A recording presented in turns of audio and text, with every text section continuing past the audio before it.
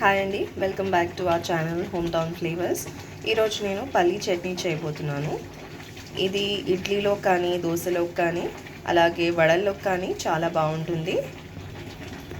So దీనికి కావాల్సిన ingredients ఏంటో చెప్తాను. పల్లీలు, పుట్నాల పప్పు, అలాగే కొద్దిగా పచ్చిమిరపకాయలు, చిన్న నిమ్మకాయ సైజ్ అంత చింతపండు, అలాగే కొన్ని వెల్లుల్లి రెమ్మలు. సో ఇప్పుడు ప్రాసెస్ చూసేద్దామండి. ముందుగా స్టవ్ వెలిగించి ఒక కడాయి పెట్టి అందులో పల్లీలు వేసుకోవాలి. డ్రై రోస్ట్ చేసుకోవాలండి. ఇవి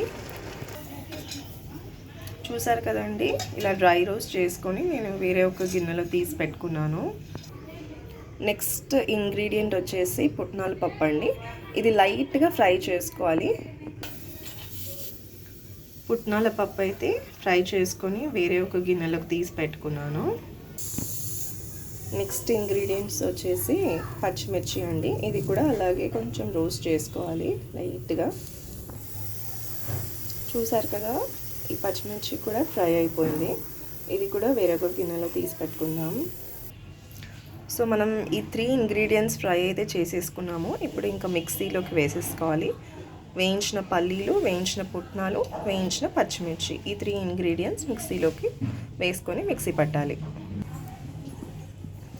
ఈ 3 ఇంగ్రీడియంట్స్తో పాటుగా కొంచెం జీలకర్ర, వెల్లుల్లి, అలాగే చిన్న నిమ్మకాయ సైజ్ అంత చింతపండు తీసి పెట్టుకున్నాం కదా, అది కూడా ఇందులోకి వేసుకోవాలి.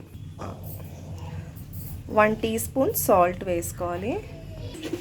సరిపడా ఉప్పు వేసుకొని ఇదంతా మిక్సీ పట్టుకోవాలి. మధ్యలో కొద్దిగా వాటర్ కూడా పోసుకోవాలండి, కొంచెం పేస్ట్ లాగా వచ్చేలాగా. సో చూసారు కదండి, మిక్సీకి వేసుకున్న తర్వాత ఇలా అయింది. సో నెక్స్ట్ ఇక దీనికి పోపు వేసుకోవాలి. సో చూసారు కదండి, నేను పోపు ఆల్రెడీ వేసేసుకున్నాను.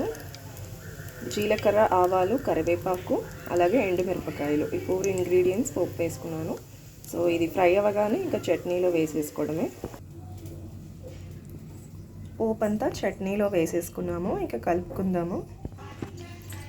సో చూసారు కదండి, ఇది పల్లీ చట్నీ అండి.